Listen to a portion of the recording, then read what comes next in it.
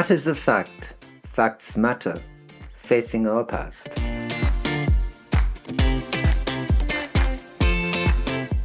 The immediate aftermath of Trotha's shoot-to-kill order of October 1904. We are back. Tom Wegener and Wolfram Hartmann have done it again. Namibian history in Namibia, for Namibia, from Namibia. Please mind this important focus as you listen to our production. And, by way of a trigger warning, anticipate more horrendous historical developments, unbeknown to most, knowledge that will certainly change some of our thinking, some ideas we might have about this history.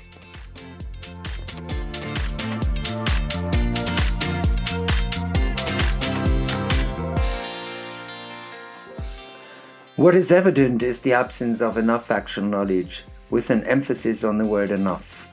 This offers the space in which assumed facts quickly get concocted into accusatory narratives, malicious gossip-like narrations, which are not conducive to a responsible rendition, informed discussion of this history, which, again, we base on hard evidence exclusively. This episode was intended to be primarily about the concentration camps established during the course of 1905. Soon it became evident, however, that we do not know enough in the run-up to these camps.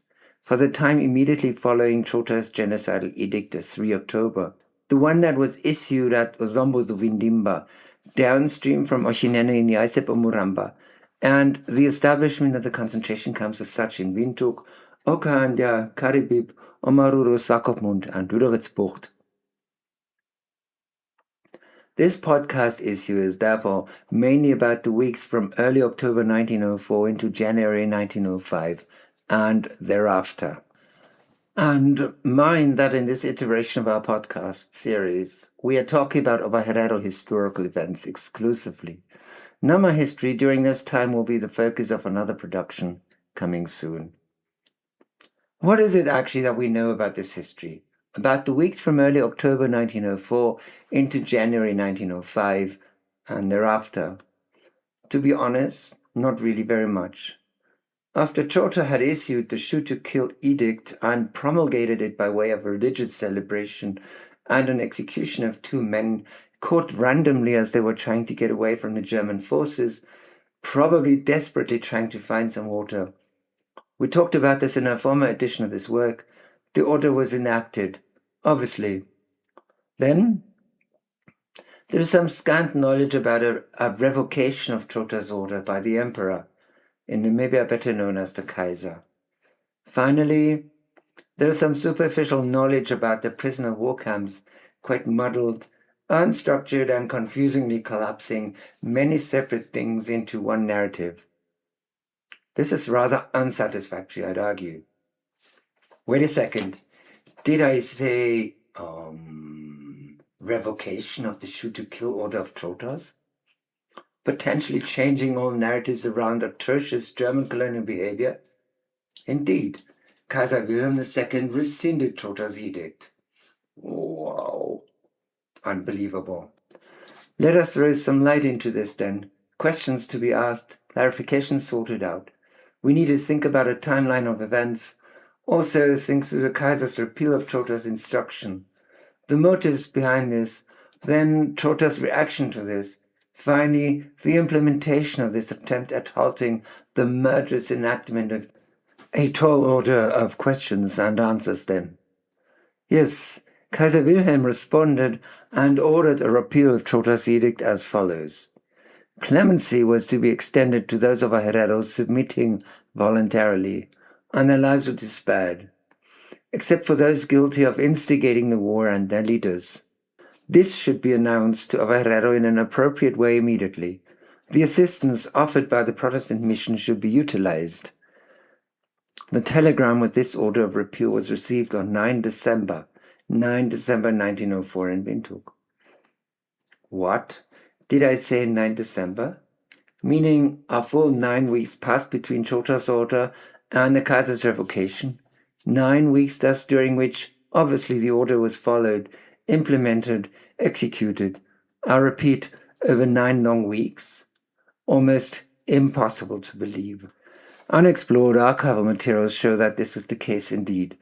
Genocidal massacres being the order of the day, credibly reported and evidenced in the archival record.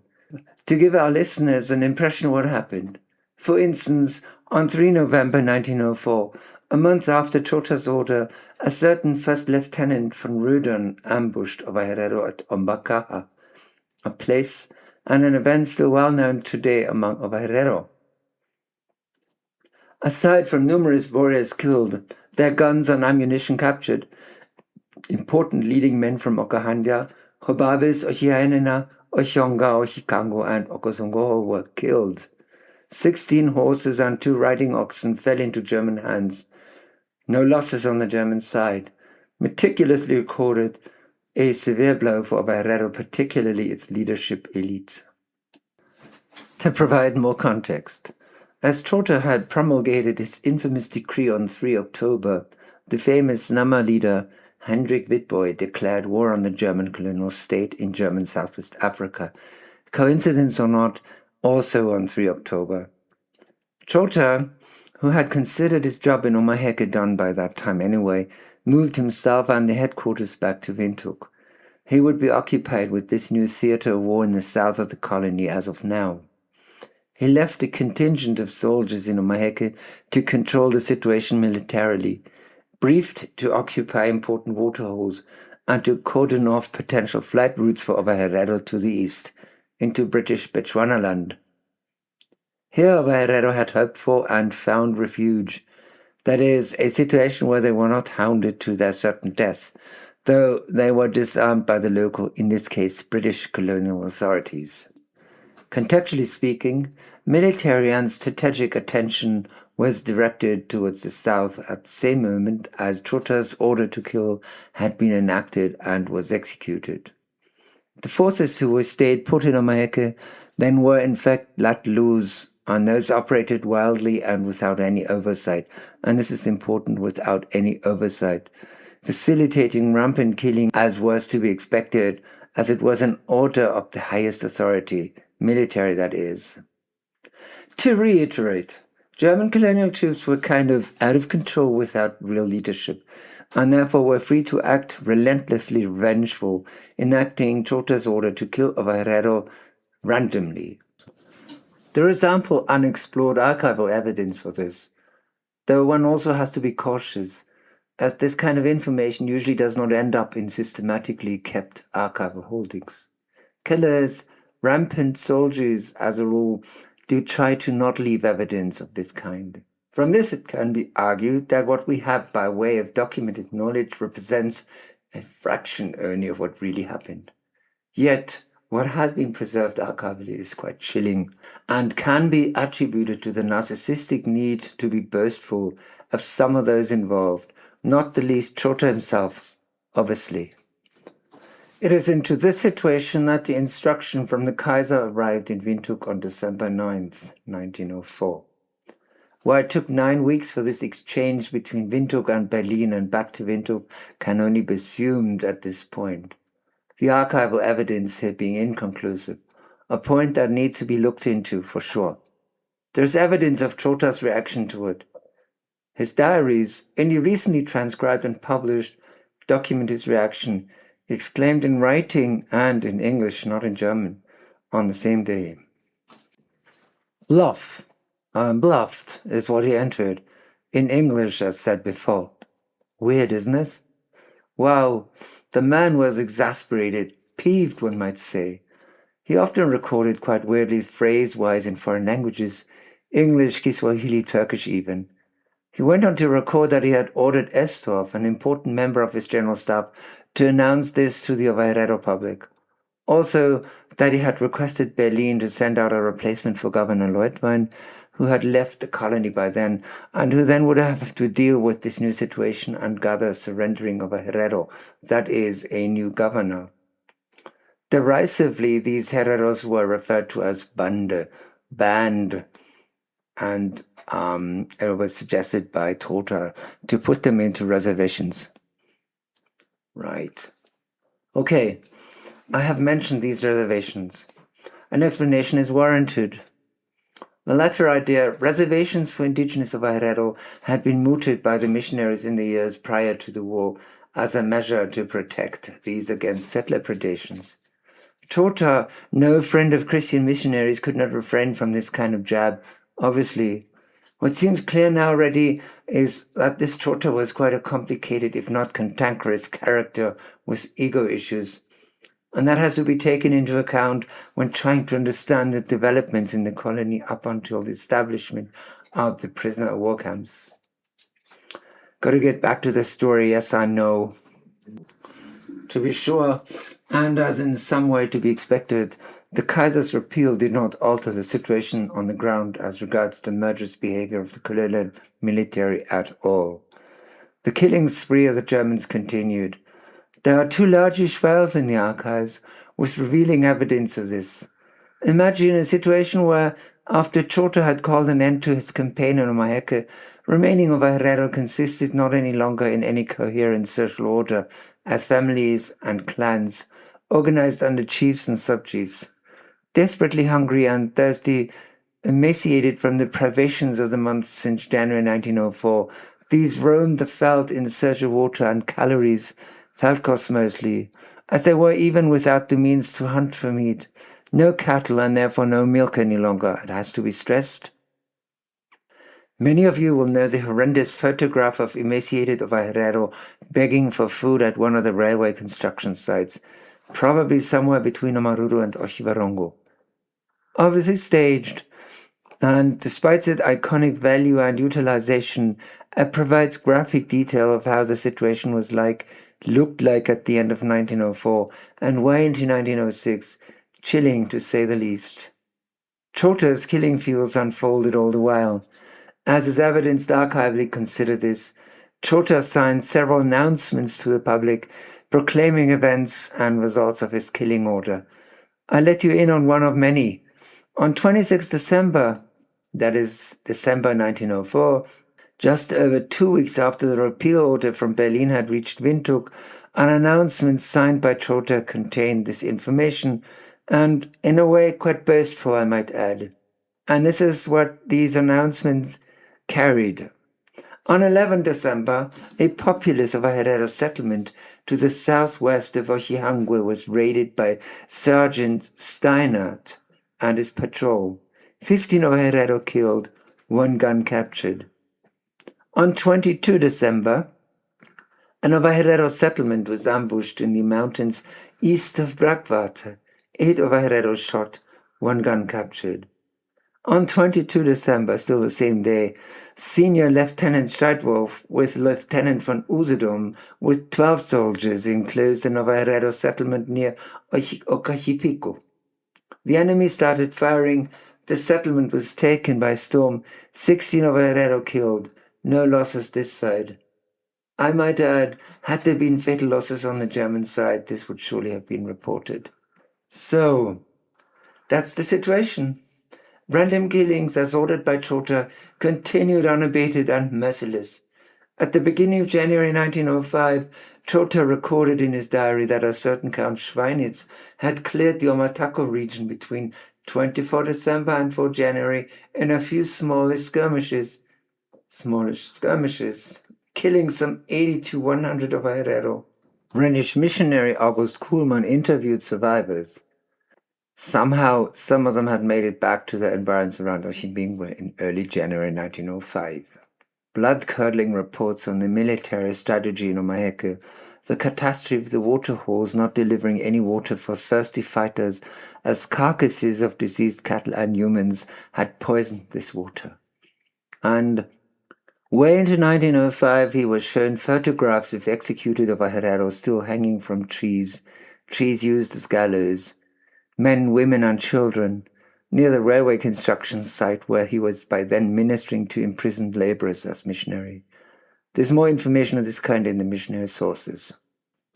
Back to Trotha and his reaction to the Kaiser's repeal order. To say the least, he was not amused. We've seen that. In the weeks following, he would launch some red herrings in an attempt to distract or delay the implementation of the repeal order. It is these red herrings which contributed to the situation during December 1904 to January 1905. Let's look at some of this maneuvering. Here's what the archival materials deliver, and which I interpret as deliberate foot-dragging by Trotha, as reflected in the correspondence between him and the military and imperial authorities in Berlin. And then there's, of course, the question of, did Herero really know about this repeal? Also, it's an important yet difficult to answer question because we have little to no evidence about that. But what seems, let me try and sort this out. Well, Estorff, executing Trotha's instruction, and we talked about this earlier, to inform Herero, had kind of invited Herero to surrender on quite generous terms, to be sure. The Kaiser's order had not, for instance, been announced across all of Hereroland. In Oshimbingwe and Okahandja, for instance, nor formally to those in command in the numerous villages and settlements. The colonial authorities there did not have any knowledge of such decree. Clearly, there were some spanners in the works, red herrings I called them earlier, given Trotha's knee-jerk reaction as evidenced in his diary. One might actually expect him to have behaved obstructively. Estorff was in Omaheke, of Inawanawa to be precise, when he announced the repeal as instructed. He did so immediately, yet obviously only for the region and not for the entire colony, as communication channels were still very primitive and did not provide for this eventuality. Estorff promised Herero the most generous terms, as said before. A quick aside look at this Estorff then. About Estorff we know that he was a high-ranking soldier in the colony since the 1890s, a deeply pious man with exhaustive colonial experience, a man strongly opposed to Trotha's eliminatory strategy. What he posted to Herero, therefore, is rather mild and friendly, promising them a return to their original places of abode, provided they surrender their weapons. Of course, he surely had the colony's economic future in mind as well, as the eradication of all and sundry of Herero would have prompted serious labor shortages after the conclusion of hostilities. And Trotha argued, red herring-wise and without any real knowledge, that he expected thousands of a surrendering of Herero, for which there were not enough guards, since these were tied up in the control of the eastern Omaheke border. He therefore suggested to shackle or mail Herero with chains. The German word is Kettenhaft, where heavy chain pieces are locked onto a prisoner's foot, or rather leg, making flight impossible. A red herring, one might ask. There was and would never, practically speaking, be enough chain material in the colony to apply to Herero men in their thousands, aside from the fact that chained prisoners are not really able to perform the requested labor, a topic about which more about later.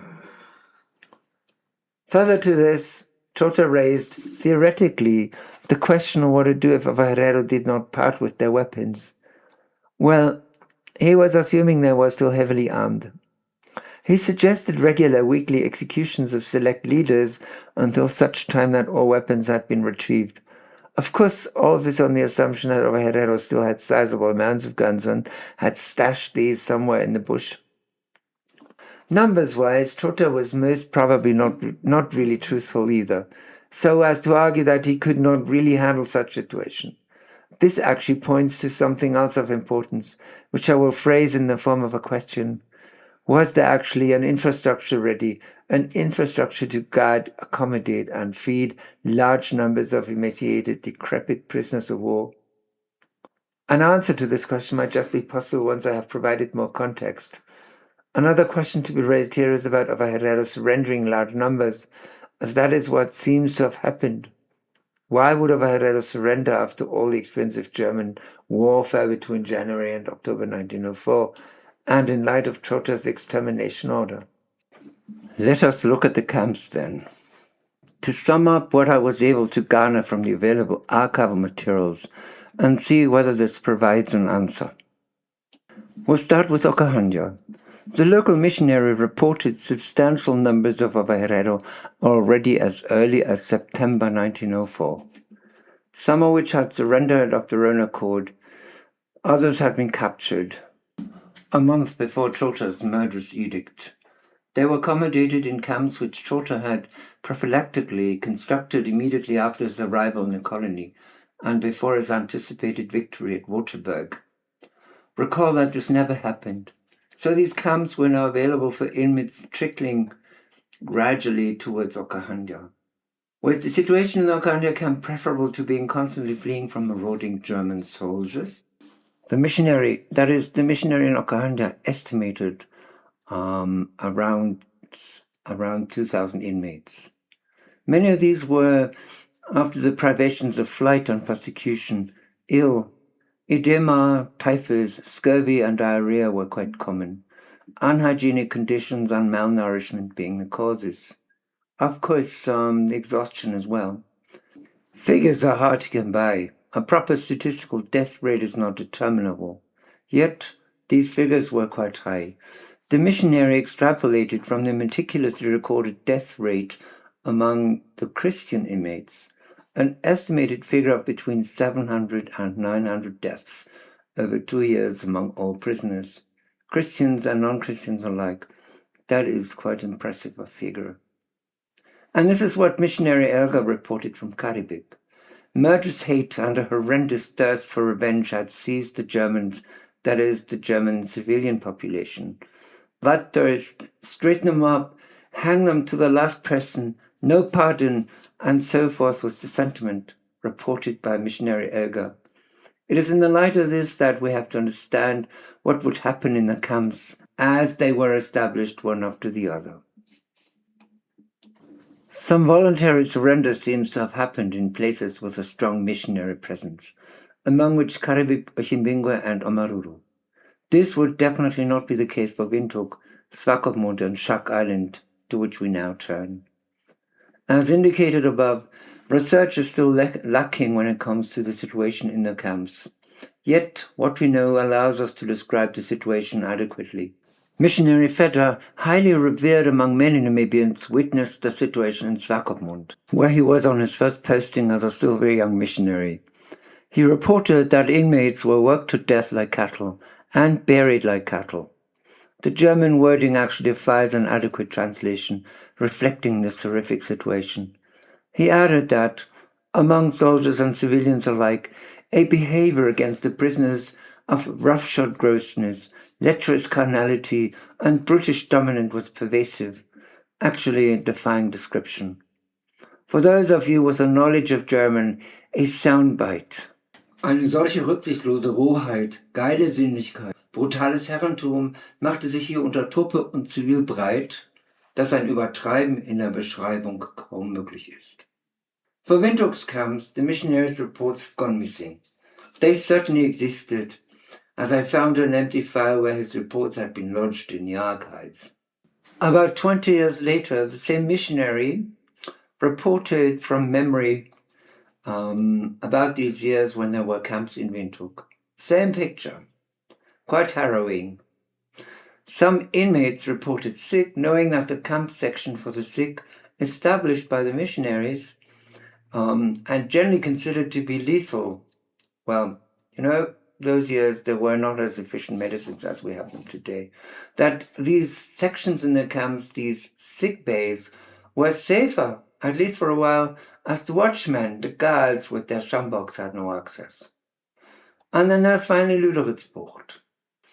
Reliable information was garnered from a report by missionary August Kuhlmann, and he figures reported repeatedly in my work. He had been sent to Shark Island in July 1905. This is July 1905, to introduce an evangelist of the Renwick mission to the camp inmates. Some 500 of Herero inmates, men, women, and children, old and young, had been shipped from Swakopmund, most probably as the large numbers of prisoners there could not be accommodated any longer. This is not yet the situation of a year later when thousands Nama prisoners were forced to live there. It is not the situation generally referred to when the Shark Island concentration camp is talked about. Kuhlmann's report is chilling, nonetheless. The sanitary hygienic conditions he encountered, deficient clothing and insufficient food, exhaustion, illness, and worst of all, the behavior of the camp's watchman. He witnessed the shooting of an elderly woman who could not walk any longer. She was shot at and left lying, bleeding to death. Unspeakable. And certainly other smaller settlements also had encampments for prisoners of war. I was able to find glimpses of such camps at Rehoboth, Grootfontein, Waterberg, Brackwater even. Now, let us turn to some academic concerns here. Academic concerns which in the end, I am sure, will have some importance for how we talk about, feel about, treat this history, this horrendous history. This is relevant for a Namibian discussion, and I'm stressing this for a Namibian discussion, as discussions among historians of the global north are categorizing the Herero and Nama wars and the ensuing camps as precursors, as forerunners to the eliminatory policies and concentration camps of the Nazis in Germany in the 1930s and 1940s. This is given short shrift in the slogan, and again I'm saying this as a slogan, from Windhoek to Auschwitz, a tagline which in its simplicity is taken to be the result of deep and thorough historical research, claiming to be the one and only approximation to the historical truth. That, however, needs to be interrogated. Interrogated because historians should be deeply mistrusting of history presented in the form of a catchphrase. Therefore, let us contextualize, rather sum up what has happened on the ground, and as depicted just now. The Kaiser, through Imperial Chancellor von Bülow, let it be known and announced in Windhoek that voluntarily surrendering of a Herero would be spared, i.e. not summarily killed as instructed by Trotha. Further, it was ordered to announce this to a Herero immediately, and the assistance offered by the missionaries was to be made use of, which points to the fact that missionaries and colonial and imperial government were quite interlinked, entwined. There's ample evidence here to be explored. Aside from mercy offered, how was this to be effected, as initially there were no conditions attached, such as giving up their arms? Were of a Herero to be just disarmed and then left to their own devices? This provided for the space in which Trotha could throw spanners into the works, launch his red herrings. And this he did with abandon, as we noted earlier, his unwillingness to accommodate the Kaiser's orders. The communications kept in the archives prove various attempts at absurdly invalidating the repeal order. Too few soldiers, too many prisoners of war, chaining all the men, putting them in reservations. We talked about this earlier. Finally, and most tellingly, Trotha did not intervene against the ongoing killing of roaming of Herero. Seemingly, he condoned it as is evidenced by the announcements published with information on actions and numbers killed. A few clarifications from Berlin, finally, and obviously after some prodding, established that surrendering of a Herero were to be herded into concentration camps and coerced as a labor force in the reconstruction works after the war, the railways, on farms, and so on. Inevitably, this resulted in an uncontrollable social situation. Not nearly enough food, no venue prepared to receive people into, no accommodation, no medical facilities to meet this sudden demand by ill people. Add to this the prevalent hatred and anger, these negative emotions of the settlers stemming from the surprising onset of the war in January 1904, in combination with the pervasive colonial racism in the colony. And obviously, we have a perfect storm then. Imagine a situation where suddenly thousands of hungry, decrepit, sick individuals, most of them more dead than alive, descended onto, were marched to Windhoek, Okahanda, Karibib, or Maruru, and visualize the indescribable unhygienic conditions with thousands of people with diarrhea, edema, scurvy, and typhus, amongst others. No shelter, wind and rain, and the mostly inclement climatic conditions on the coast. How would the bodies of men, women, and children who had been on the run for several months by the time they arrived in the camps, emaciated beyond description, have withstood camp conditions as described in the reports of the eyewitnessing missionaries? Add to this the cruelty exerted by the guards, equipped with sjamboks and guns. Prisoners were often worked to death, not to forget the all-pervasive sexual violence committed by members of the Schutztruppe and the many unmarried civilians probably married ones too. In a way, this reminds one of the conditions in the infamous concentration camps of the Nazis, Auschwitz, Bergen-Belsen, Buchenwald, Sobibor, to mention just a few. It is quite tempting to compare the colonial concentration camps to those organized under the Nazis 3 to 4 decades later. Yet, we have to be wary of comparing here. A quick look at the rationale for the colonial concentration camps will clarify a few things here. The camps were meant to do 3 things: concentrate the enemy, of a Herero still considered to be dangerous even without their arms. Concentrate of a Herero in one place, firstly, to render them defenseless. Exact imprisoning revenge for the humiliation of January 1904, secondly, and for not providing the German forces with a resounding victory at Waterberg. And finally, ready of a Herero for the labor market once they had been proletarianized as workers in the colonial economy. In short, concentration, revenge, and work are what was behind the situation with Ova Herero in 1905 into 1908. And Nama, I want to stress. And that was obviously intended in Berlin. This is different from what was intended by the Nazis. The Nazi concentration camps, their crematoria were about the complete eradication, the total annihilation of Jews and Roma, of the mentally ill, the physically challenged. None of this was the case in German Southwest Africa. And even though there was this kind of murderous sentiment in the genocidal population, it was never official policy, political and military strategy to eradicate. Untold suffering, countless deaths in the camps in Namibia cannot be summarily lumped together, measured by the same yardstick, nor can a hierarchy be devised here. Namibia's prisoner of war camps cannot be molded on the contemporary camps in South Africa, on Cuba, and the Philippines either. I want to be clear here.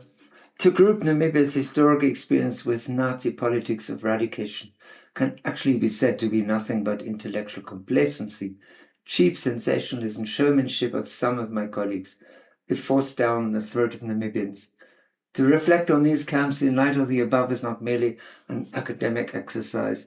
The Namibian camps are unique, and to honor their victims adequately is to not relate these to any other phenomena of the same sort.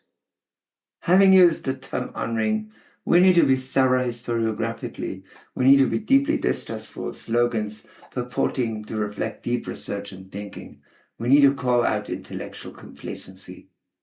Simon Leopold, a prominent Namibian activist, has convincingly, beautifully argued that reflecting on Namibian history cannot be grounded in abstract theory, but has to be grounded in lived experience. Such reflection, and I'm quoting her, emerges from inherited memory, embodied witnessing, and the ongoing presence of unresolved histories in everyday life, she says. To which I would add the need to understand Namibian history as being deeply present in the bodies of survivors and perpetrators, transgenerationally, that is. I'm stressing this. With this, we need to deal with fearless courage and honesty. The conciliatory potential of a fearless gaze will be healing.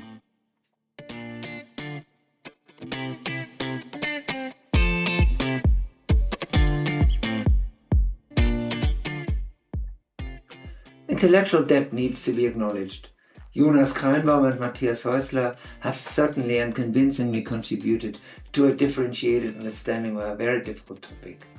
And Tom has, as always, been the most wonderful colleague to have worked with, again. And finally, thank you for listening and stay tuned.